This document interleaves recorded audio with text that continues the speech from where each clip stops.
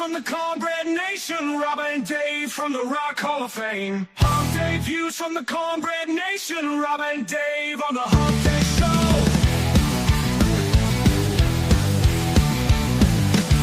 We're talking all out of the Southern Fried Nation. We're talking all out of Cornbread Nation, Rob and Dave from the Rock Hall of Fame.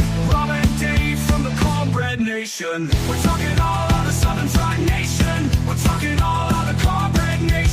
Rob and Dave from the Rock Hall of Fame. Rob and Dave from the Cornbread Nation. We're talking all out of the Southern Fried Nation. We're talking all out of Cornbread Nation. Rob and Dave from the Rock Hall of Fame. Rob and Dave from the Cornbread Nation.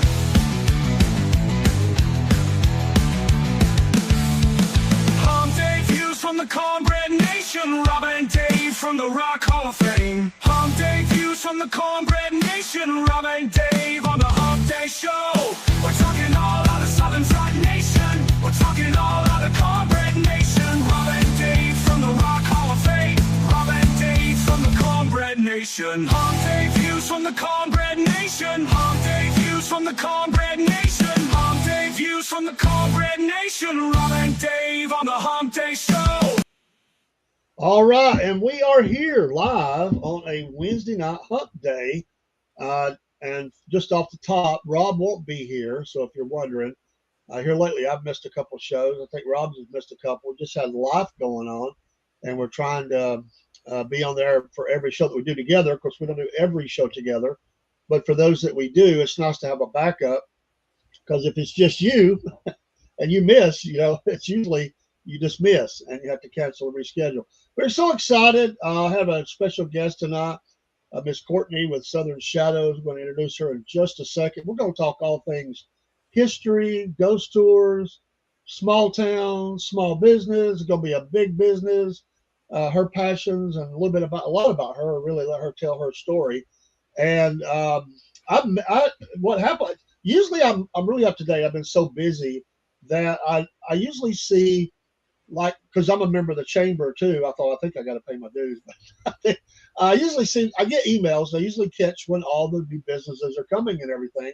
Hello, Barry. And this one popped up and it said ribbon cutting Friday or whatever it was.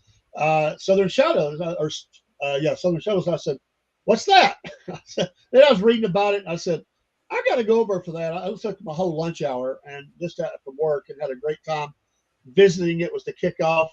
And so we've been talking about it, and I've been holding up the card you gave me. And I love the writing on the back, too, the little write-up of the bio about the Haunted Heart of Chickamauga Ghost Tour, like that. And we have your email scrolling across the bottom of the screen. First of all, thanks for being here. We appreciate it very, very much. I know you probably get asked by a lot of folks.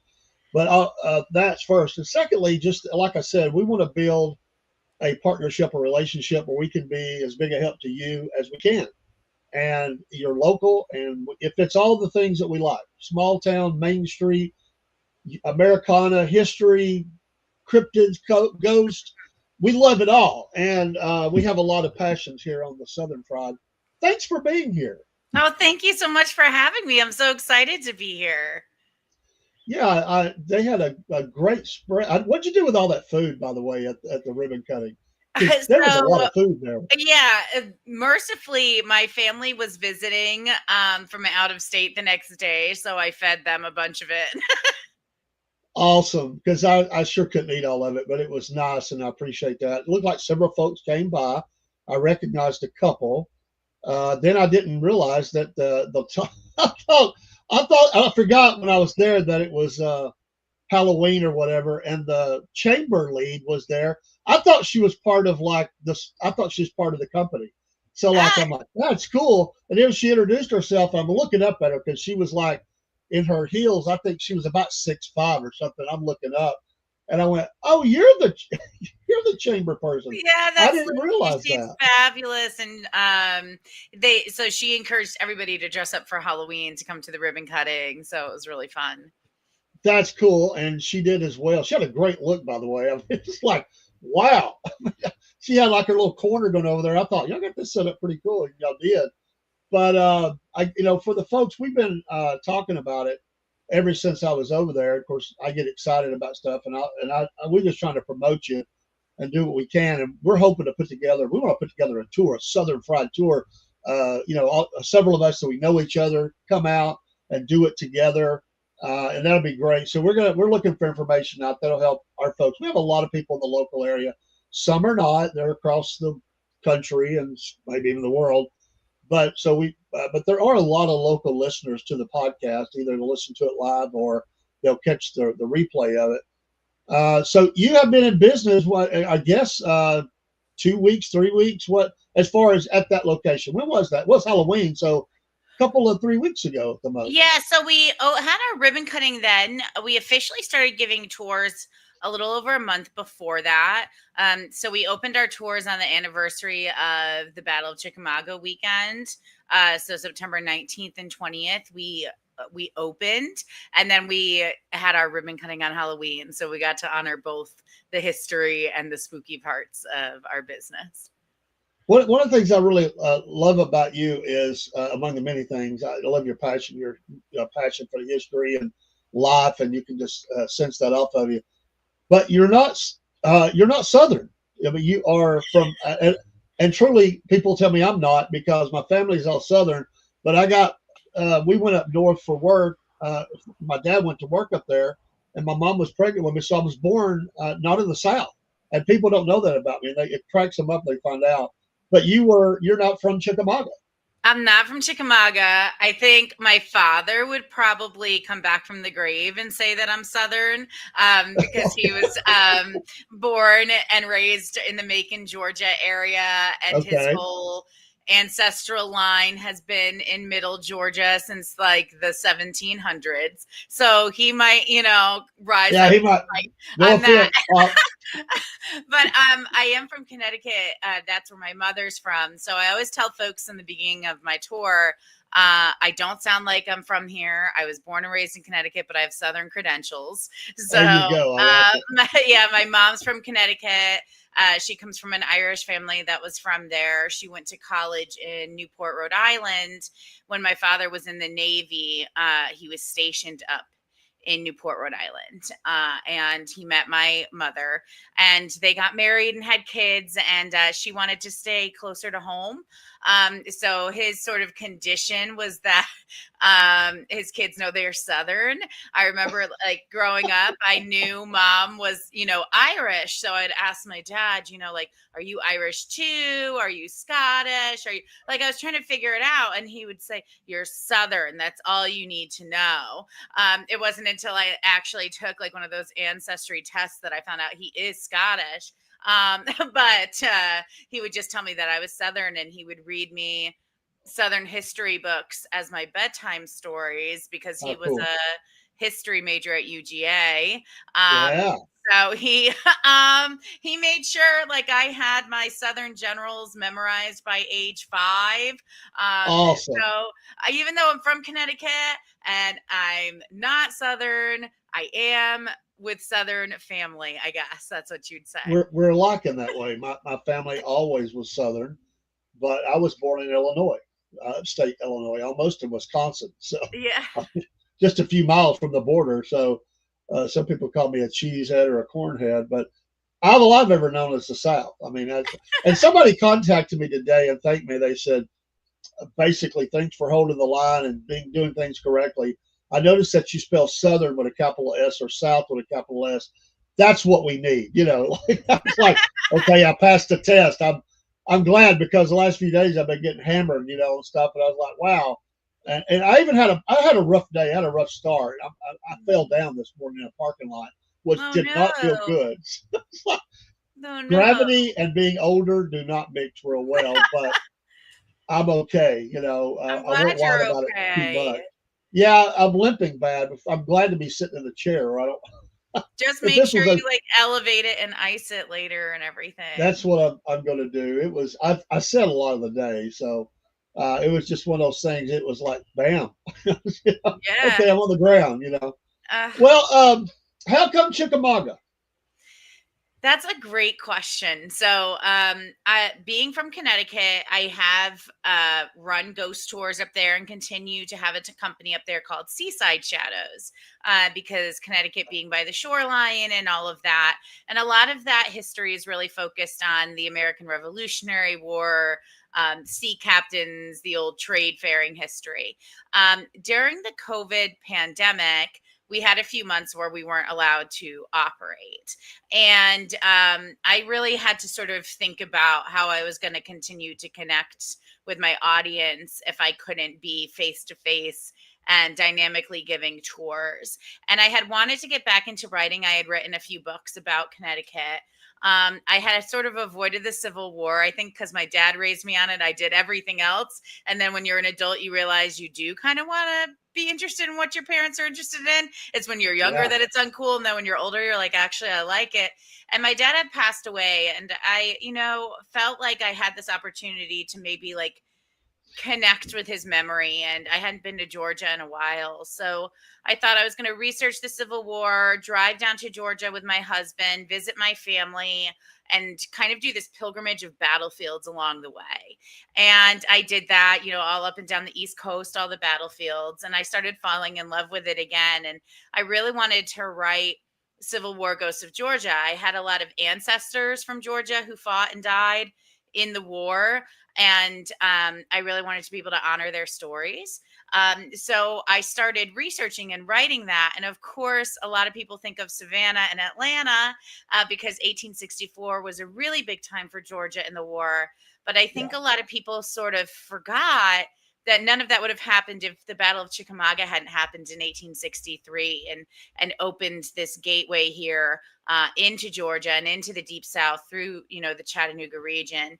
And I really felt like there was so much there with the fact that it was second in deadliness only to Gettysburg. It had this huge impact on the entire Civil War, and not a lot of people were talking about it. So I ended up on this sort of pilgrimage, spending more and more time in Chickamauga and researching it and feeling like this place, this story, this battle needed a home. These other battles had homes and tours and books and things, and Chickamauga didn't have as much. And I wanted to make sure it had that. And it just seemed like it was meant to be. And I was very blessed that I had lovely Airbnb hosts who introduced me to friends, who introduced me to Eric Pullen with the city of Chickamauga. And he does all the events coordination, and he made sure that I had an opportunity to start a business in town. And I just wrote the tour and fell in love with it. And I'm so happy that we're here. That's cool. Hey, Dog Tag. Dog Tag is a great guy. He hiked the Appalachian Trail this year. Shared with us his story on that. So he loves the outdoors and all those stories and stuff. So he also is a fan of history and just talked about some of the battlefields that Newmarket was one that he mentioned, and which I've been there. It's a great place to visit. But that's the great thing about it. A lot of the battlefields are they're kind of off the beaten path. They're not I-75 or whatever. Some of them are, but most of them are not. They're off the beaten path in small towns and railroad lines and things like that. And so you get this really cool travel of getting out into open spaces, and then you get into all the local legends and ghosts and cryptids. And of course, right here we talked about it, green eyes. Yeah, absolutely. Love history. And so let's get before we get into any kind of stories or anything, and we pique people's interest.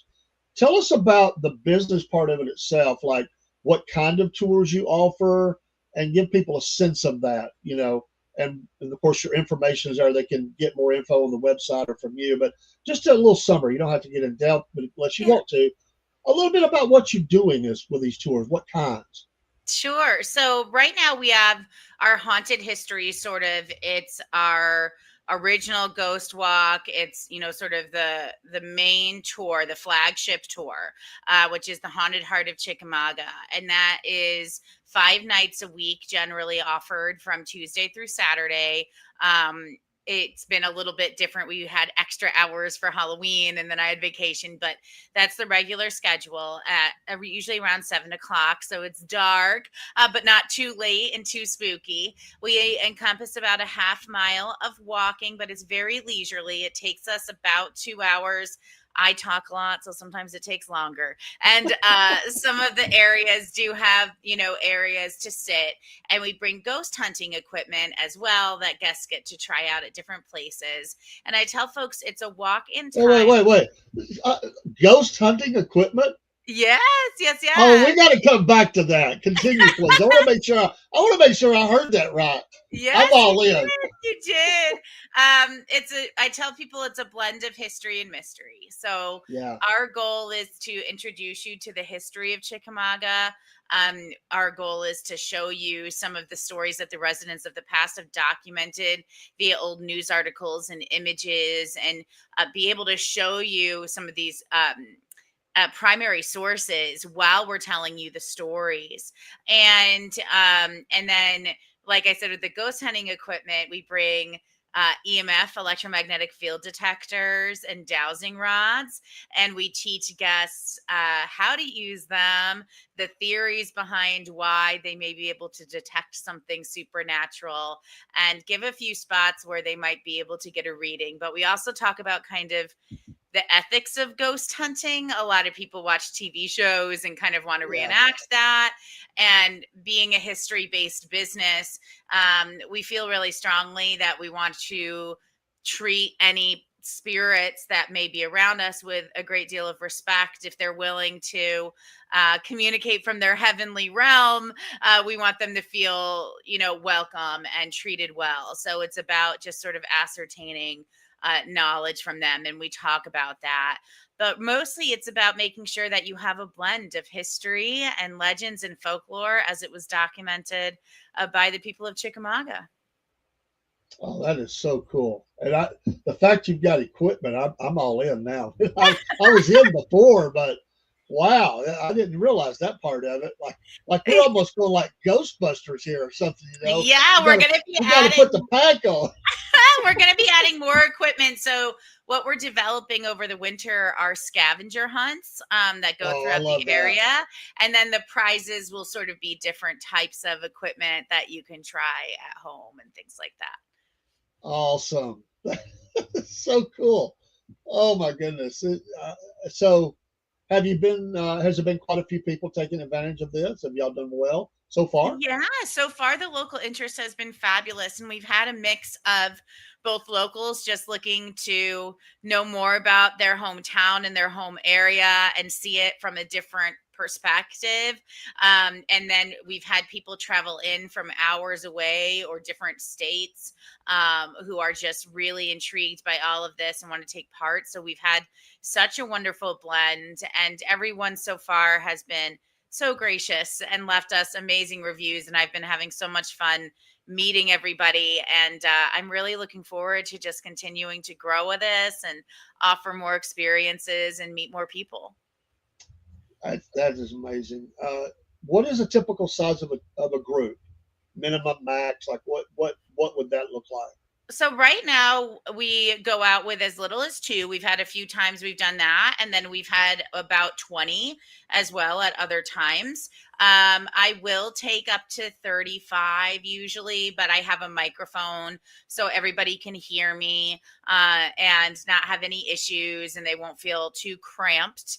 But yeah, that's how we operate. But really, we're happy with pretty much any size group, and we always say what's meant to be will be. If it's supposed to be 2 people, then obviously there's something really special about it. If there's 20 people, then we're going to have fun. And sometimes we get a lot of ghostly activity because there's so many people with different energies, and it's really neat. Well, that's awesome. I wanted to make sure that because I figured I don't know for sure. I was just counting up some of the people I know, and I thought I think I can get a group of 10 for sure. I might have a few more, but I want to put together a group and go all of us together and just do this. We're going to call. We got several within 1 hour of where we're at, or they live right here.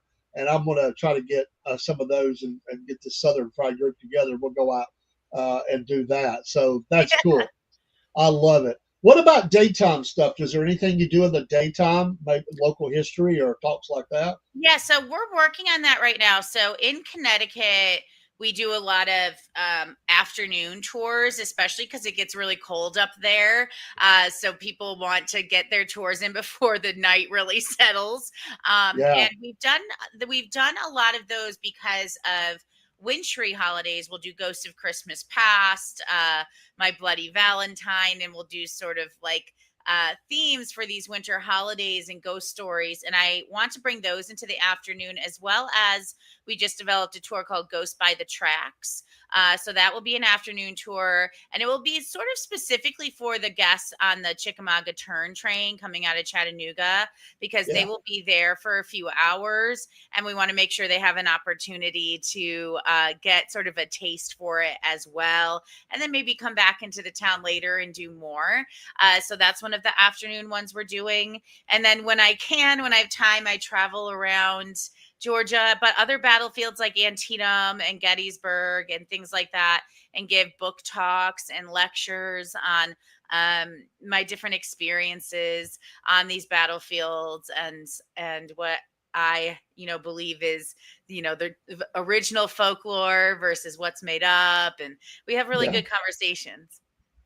Yeah, that's amazing. I've actually met that train before. I was asked to be there by the person that was connected to the depot, and for ministry purposes. And I met him with a bag of history, like pencils and stuff like that, and they loved it. I made up these two different tracks, one about Robert E. Lee and one with Stonewall Jackson, and they ate that stuff up.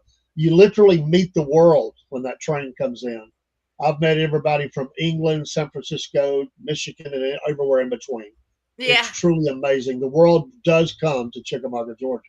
It does. It does. And I think, they so many of them know about the battlefield, and I'm so excited that via this train they're starting to figure out about the town as well, and how this was part of the landscape then.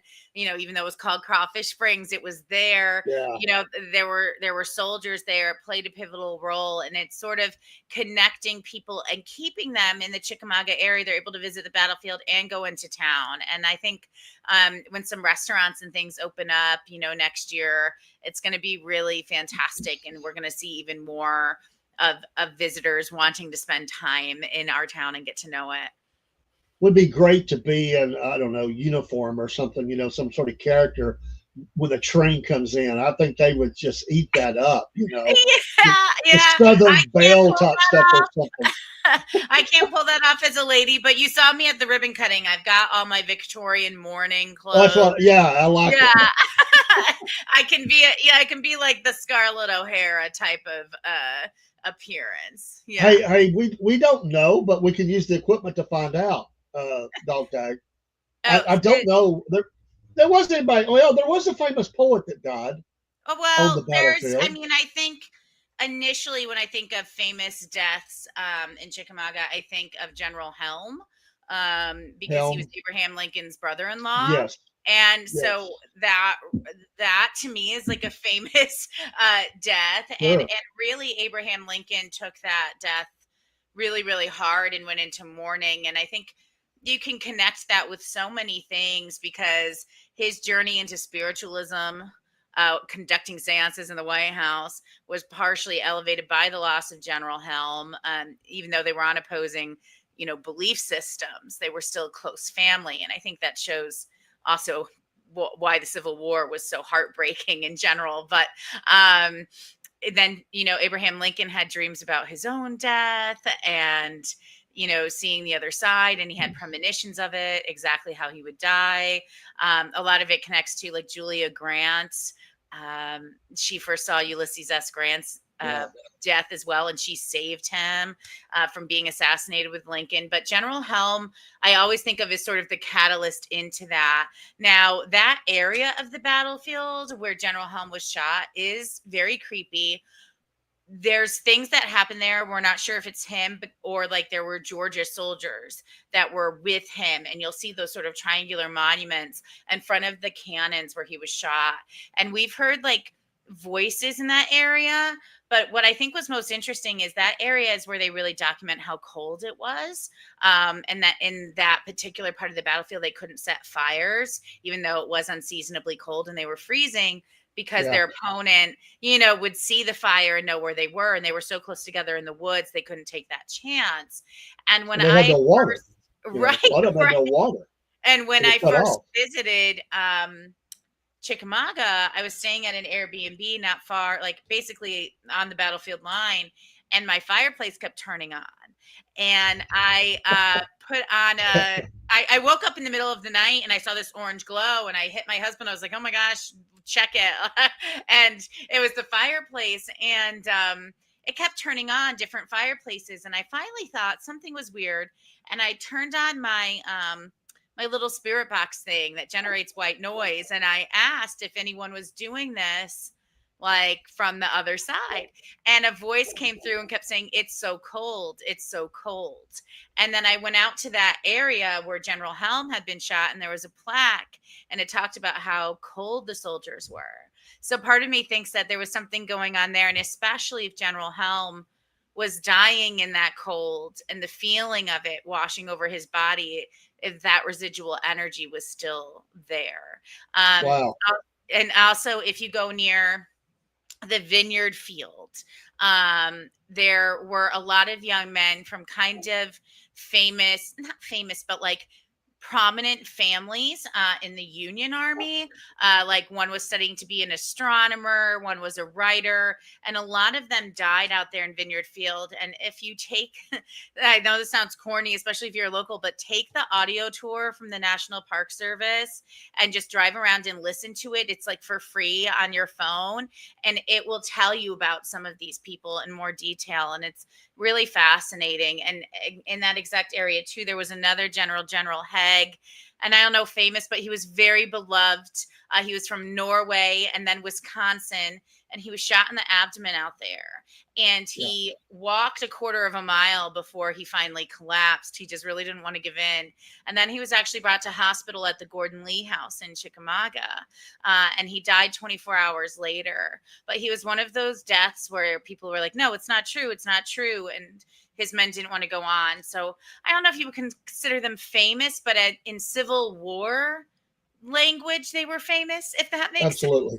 sense. Yeah. Oh, yeah. The men were, I mean, if you read any of the reports, and you get a sense of, every battle has it, but Chickamauga certainly does. You get a sense of kind of where the armies were at. I mean, the highs and lows of it, Mhm. I mean, because I mean, people ain't been in war before. I mean, you're already going through that, but then to lose somebody, you're very close to, your buddies, your family, people that's leading you, or people you just really like.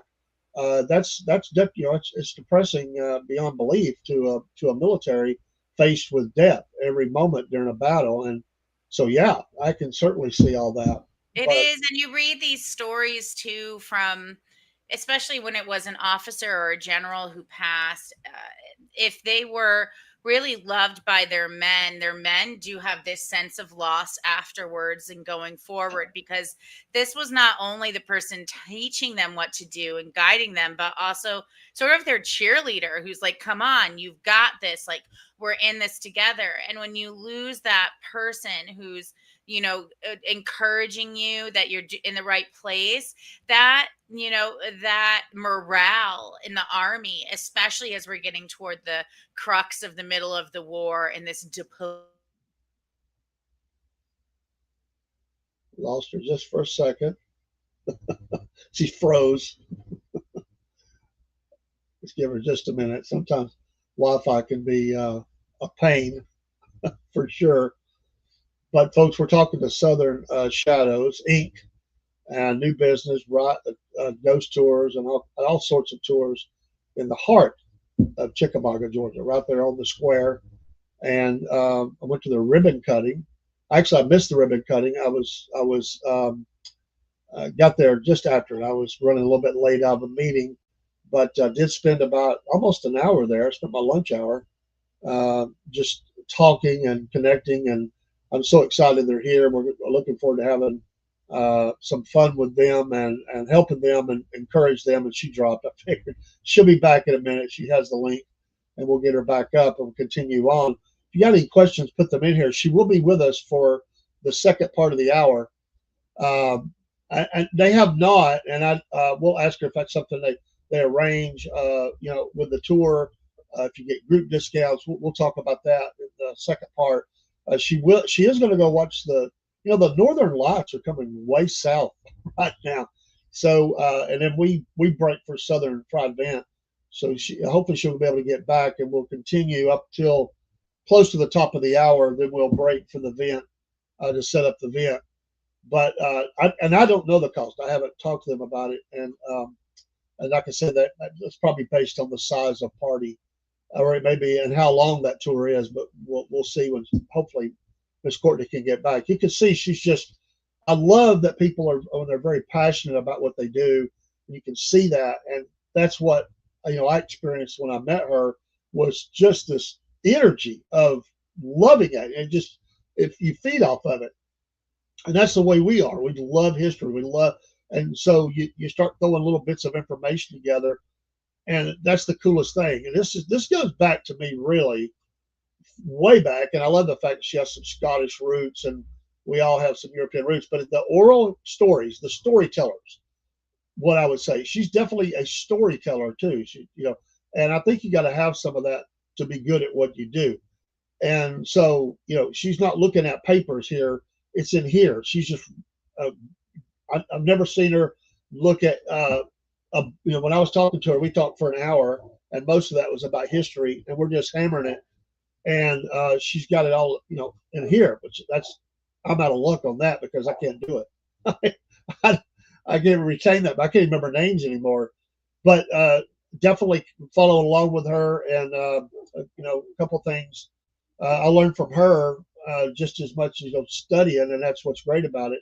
And I've been here my whole life, and I've actually been out on the battlefield in uniform, doing living histories and stuff. So all those things connect. We got her back. I'm blaming the ghost. But I was just telling them, I love your energy. You're not looking off a card. You've got this. When you love something, it's in here. It's in here, and you have that. You have that. You've studied it, but it's inside of you, and it has to come out. And I love that. And you definitely have your family must have had a storyteller background, because you're really good at the story and not missing that. And I think that's so cool. Oh, I tell people it's because I kissed the Blarney Stone twice in Ireland. It makes me talk a lot. No, I love it. I love it. I got to ask, is there a plan? Is there a plan to search for Green Eyes, which is the local legend around here? Or is there just a talk? Maybe you can't go search because of where that's at. Obviously, there's rules to the battlefield and all that, but what about that? Will you even cover it? Is it something you do or will do? So the legend of Green Eyes is featured in our tours. We go over the stories, some of the most famous stories of him or it. We go over the possible theories as to how it was maybe made up versus the people who say it wasn't. Okay. Is it ancient folklore? Did a park ranger create it to get kids out of the park at night? What do I believe? And I usually sum it up with my guests and explain to them that I believe that maybe a park ranger did make it up. However, I also believe that we as people have the ability to manifest things that we believe in enough to come true. And I think that maybe Green Eyes has been believed in for so many decades and talked about that there's something out there that I don't understand. Well, we've made Santa Claus. We celebrate Southern Santa Claus here at the podcast, so we celebrate South Pole Santa. That's funny. We're making it a thing. We're telling them we're not going to do the Northern Yankee Santa Claus. We're going to do the South Pole Santa. My I sister, love that. she, I love she that. argued with me about this. I said, "You're going to lose. We're doing South Pole Santa. We did that last year, and we're going to do it this year as well. We're going to get a little deeper into it." Uh, Barry said the ghost of Wi-Fi Pass took you out. You just got through talking about those experiences, and then bam, the Wi-Fi. That was so crazy too. Like my Wi-Fi was acting up this morning. I was like, it's fine. But also I was reading, how we're getting like these solar storms and stuff with Yeah. the northern lights. I was reading that can like jank up internet sometimes. So Oh, maybe it's last week I lost 2 whole days. I couldn't even. They we had system failures all over, and it was so frustrating. I had people in the studio. I had to just do it the next night. They finally got it. Because we usually have pretty strong internet, but yeah, you're right. The storms are bad off the sun right now. it's They had talked about frustrating that. for the internet for sure. Like this morning, my Wi-Fi wasn't working, then it was, and um, uh, sometimes though it's just the internet itself, isn't it? Yeah, it is. It is. So a question was asked about cost, and again, I know these things, maybe things you will work out with groups as they make them, and I'm just assuming these is based on size of group or something, or the length of tour. And if you could speak to that, you don't have to share exact. I get it. Won't hold you to that. But what are people looking at? What kind of what could you share with us about that? I know this is open, but uh, Share with how us does that about what work? exactly. I missed The the the first part. cost of Oh, doing of the this. cost, sure. So for the walking tour, which is about 2 hours, it's $23. And that is all inclusive. That's your tour, your use of the ghost hunting equipment, everything. That's a Um, bargain. yeah. That's a And bargain. yes, yes. And then we do have the store. And if you really want more, my books are for sale in there. And you can deep dive more into the Chickamauga in the volume 1 and that sort of thing. But we want to make sure that you get to experience everything and that we believe history is for everyone and should be accessible for everyone. And so we really wanted to make this something that everybody felt they could do. Yeah. What kind of merch do you have? You have the books. How many different books do you offer for sale? And do you have other merch items, Yeah. clothing or something like that? So we have the 5 books that I've written about Connecticut and Georgia available. We also have candles that a friend of mine makes up in Salem, Massachusetts for sale. We also have some spooky coasters my mother designed. And we have some Southern Shadows t-shirts as well as some Chickamauga River of Death t-shirts because Ah, Chickamauga is known as the River of Death. So we do have those in there as well. And we are working to get some ghost hunting equipment for sale and also some more books from some of the park rangers and such that we know so that we can carry those just because I really, again, believe in spreading history from the people who know it best. that is so cool. So cool. The fact that you're going to have ghost hunting equipment, I'm just so interested in this. It's just, thank you. Dog Tech says that's a great price. And it truly is. In this day and time, that's an amazing price, and especially in the hard times that people are having. I mean, that's not much more than the cost of a meal anymore around here. I'll tell you that. So you're getting a lot for that, and that should do well for you. That is amazing. So, are there times you will not be doing tours? Is it mainly through the week, or weekends, or is there a day off, or what Mm-hmm. kind of things on that? What's your schedule like? So right now we don't operate on Sundays and Mondays. We find those to be quieter days. Of course, if someone had a private tour and wanted to do one, we would accommodate them. And right now it's also based on my schedule. So if I'm away, there's no tours, but we're going to start hiring soon so that we can get some other folks to fill in when I'm not there. And that way there's not any lapse in the schedule. Watchmen want to know, can you speak about full moon rituals, spiritual practices, I use seances, necromancy, and such? Any history with that or knowledge of, I guess? Yeah. So there's so much history when it comes to full moons. And I think a lot of people don't realize how much there is to it. But full moons, moon cycles have been something that have been worshipped by societies all over the world, mostly because they set the cycles for the schedule and Yeah. nature and the water, and people would have to balance things off of that. And people were always incredibly spiritual, with their sort of multi-theistic beliefs, gods and goddesses. A lot of that had to do with moon cycles as well. I mean, a lot of people forget too, our whole year, they call it the wheel, the turning of the wheel.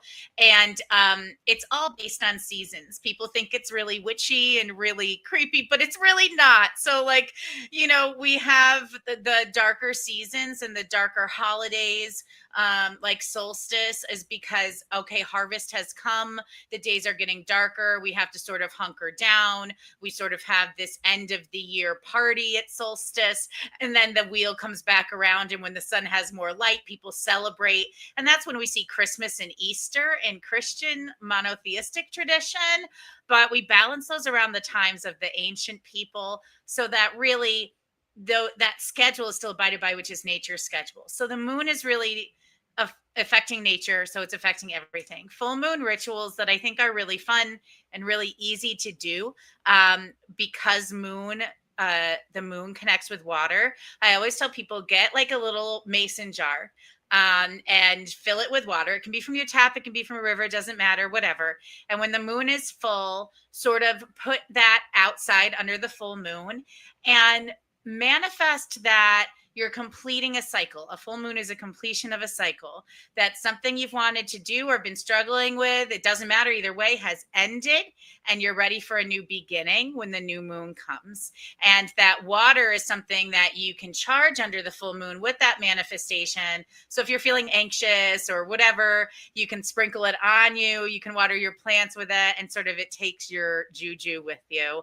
So that's something that I like to do. It's really simple, and it's just water.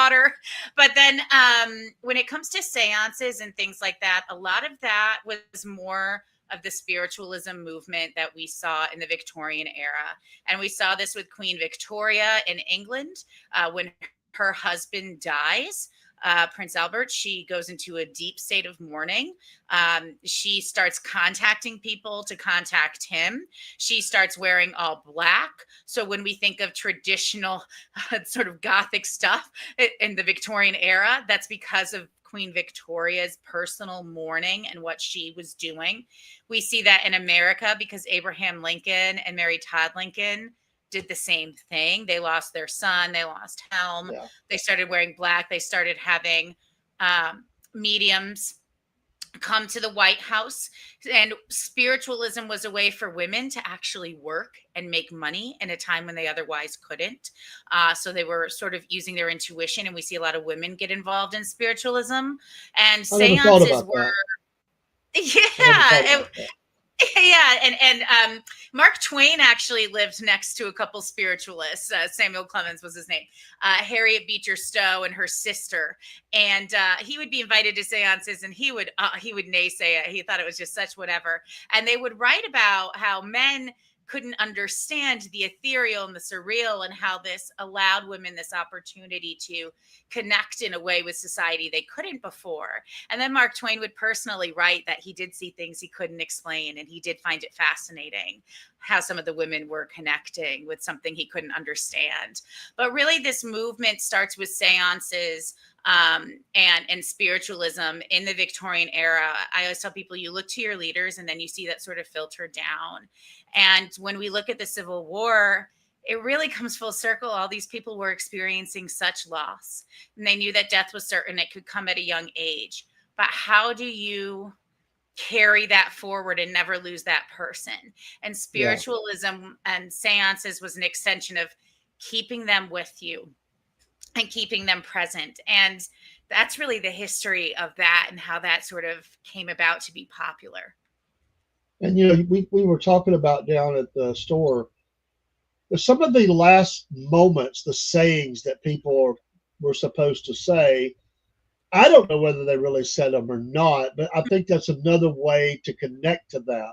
Like, they said this E.F. Hutton kind of moment, this saying, and there are several people connected to the war who were supposed to have said deathbed great sayings. I don't know if they said it or not, but I think that kind of ties in to that same kind of thought.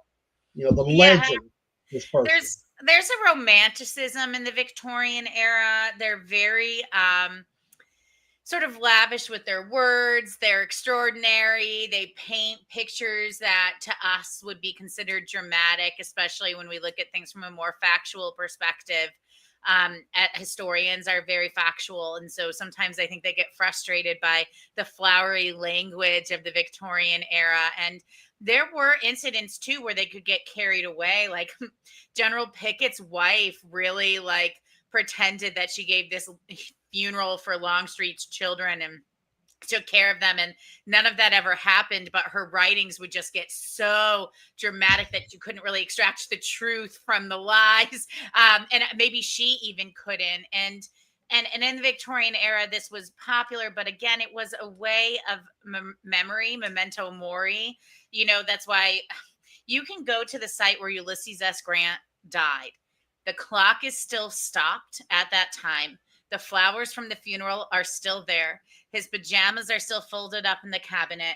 His face mask is still there.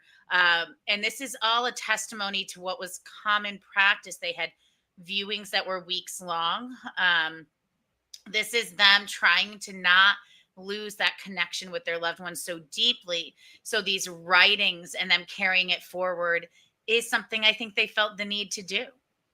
Yeah, that's amazing. Let me get these two quick thoughts in. Dog Tag wants to know, are tours on the national battlefield, do they have to pay additional for park entrance?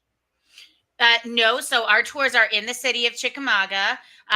We did for the Green Ice Festival, we got to take some trolleys through the battlefield, which was a little bit different. But the National Park Service, they solely operate their programming for the park, and we don't want to intrude on that. But we definitely talk with them and make sure that we're respecting all of those boundaries. Amen. And Mark Twain created Bohemian Grove, Watchman says. I'm not familiar with that. Me either, but I will look.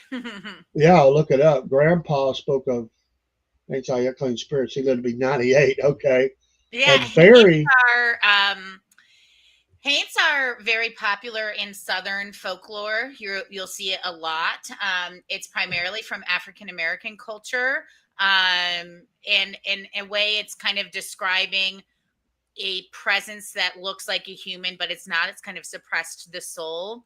And even in parts of North Carolina and South Carolina, or in these African American communities, you'll see homes are painted a really light blue, and that's called a haint blue to keep the haints from coming in, almost like a ward for them. It was a very popular superstition, and there is recording of haints in Chickamauga, especially from some of the African American population, that they believed were presenting themselves as deceased soldiers walking around the battlefield, and they would refer to them as the haints. Yeah.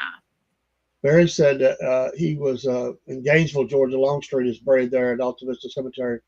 And there's a museum located at Maple and MLK. There is the Longstreet Society. I've had the pleasure of speaking there twice and writing about it.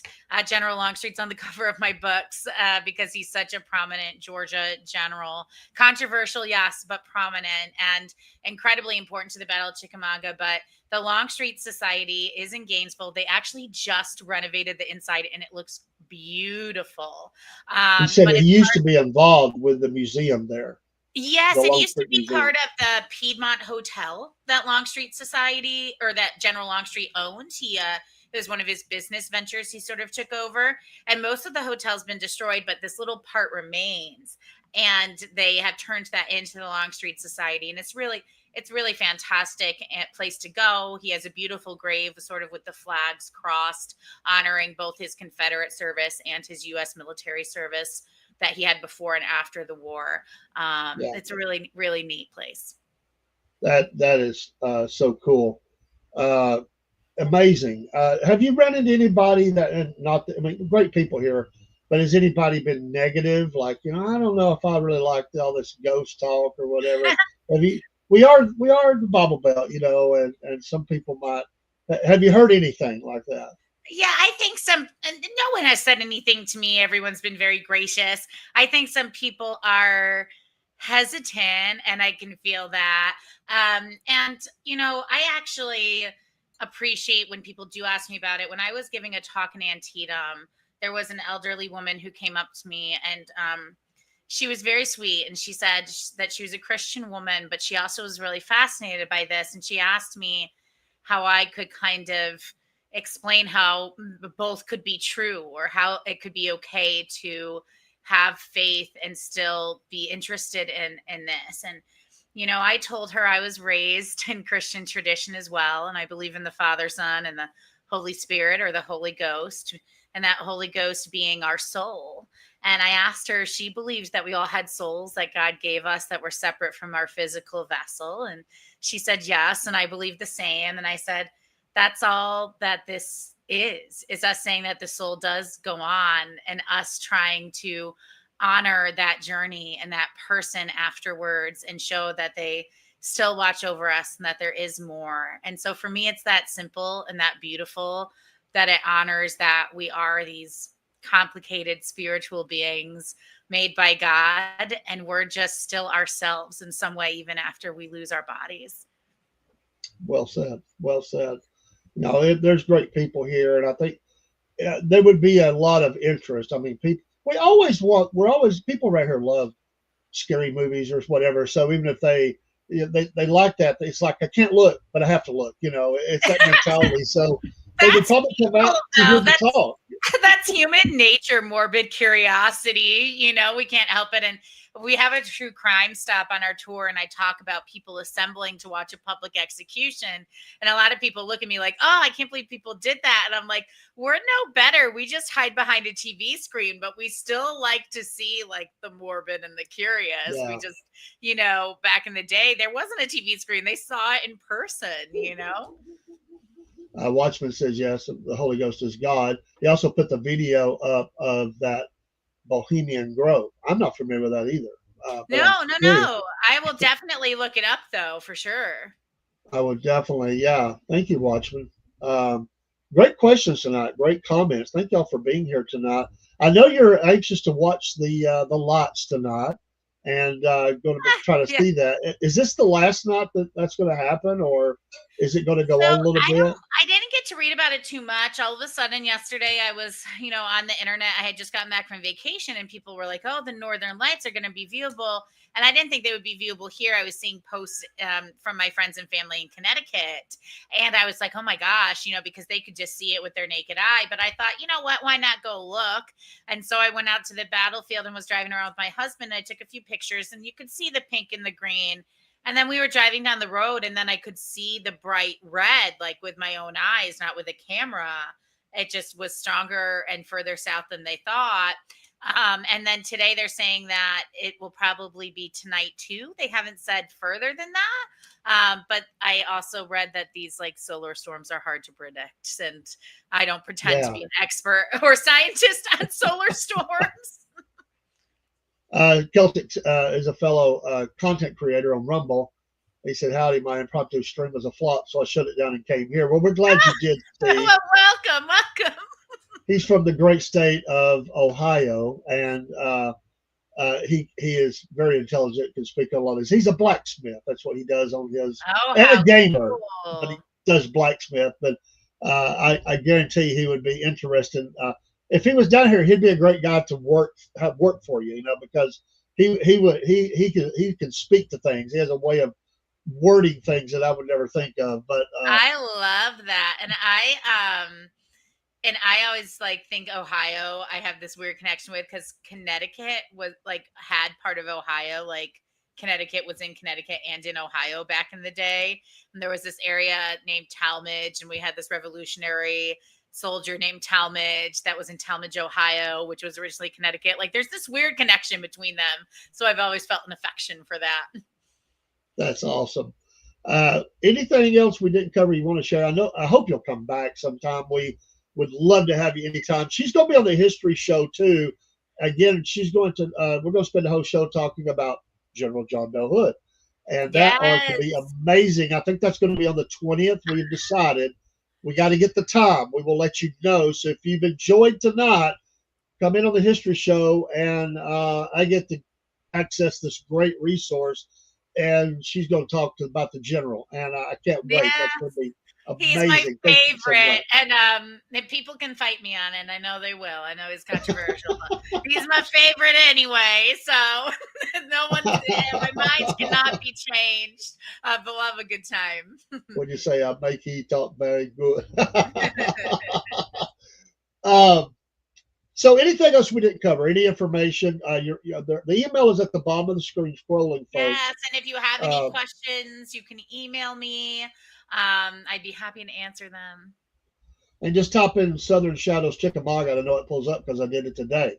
And check out their website. Give them a follow, and buy something. Hey, it's a small business. Help these folks out. We want them to stay around. And if we don't buy things, it's hard to make money if you don't buy things. And I promise you, we're going to put together this tour. By the way, that's the last thing I'll ask. Is it year round? Is there a time you just say, well, this weather's horrible? We are year round, and I'm so excited about that, actually, because we've been year round in Connecticut, and boy, is it cold up there. So I'm very excited to be year round in a milder climate. But I do tell folks too, the weather still here is still unpredictable. So dress warm, dress for rain. I'll be there no matter what. I'm like the postal service. I'll give you a ghost tour no matter what. But definitely dress for the weather.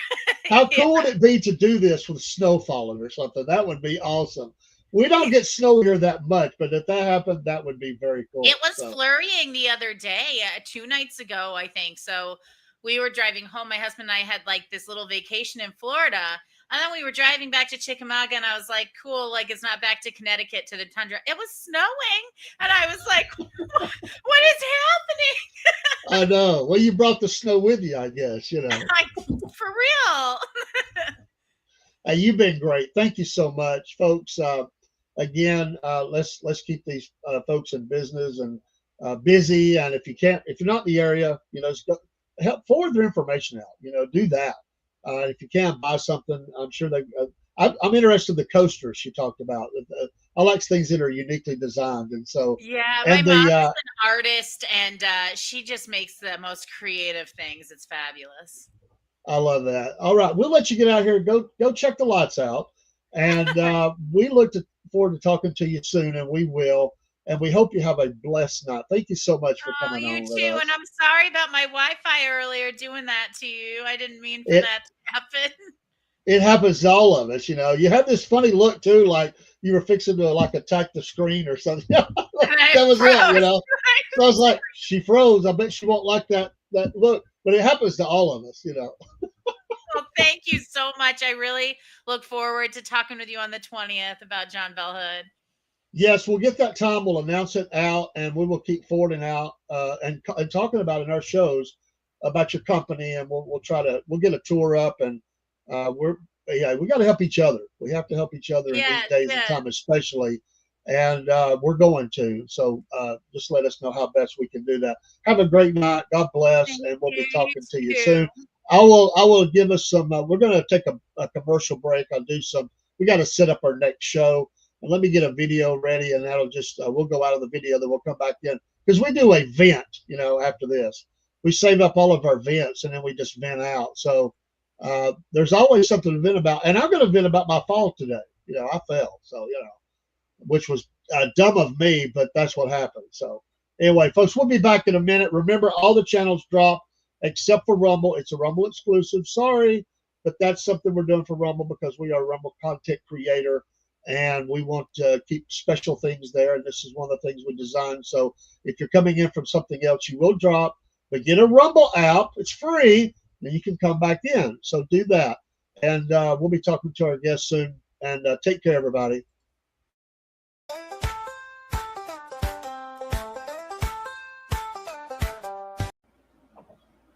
Hey, everybody. This is Rob and Dave from the Southern Fried Podcast. We love lots of things here in the South.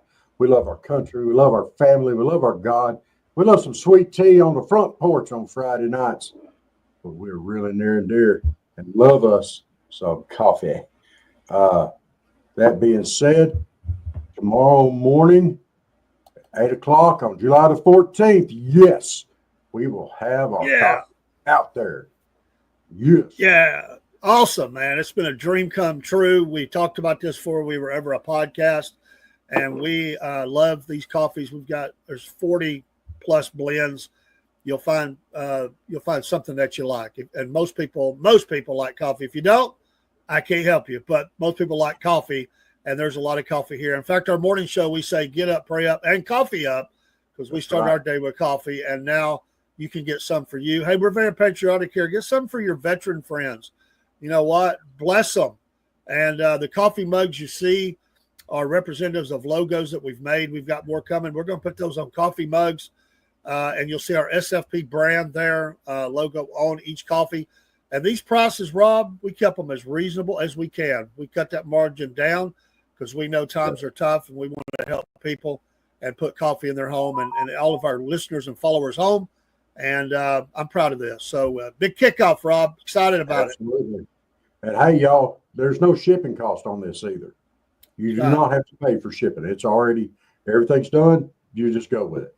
So the price you see, the QR code works. Just scan it, and and also off of our site, our coffee store, 2 or 3 of our social sites are also linked there, and you can find some of our. If you don't know where we're located, you can find us there, and come get some coffee. We got plenty.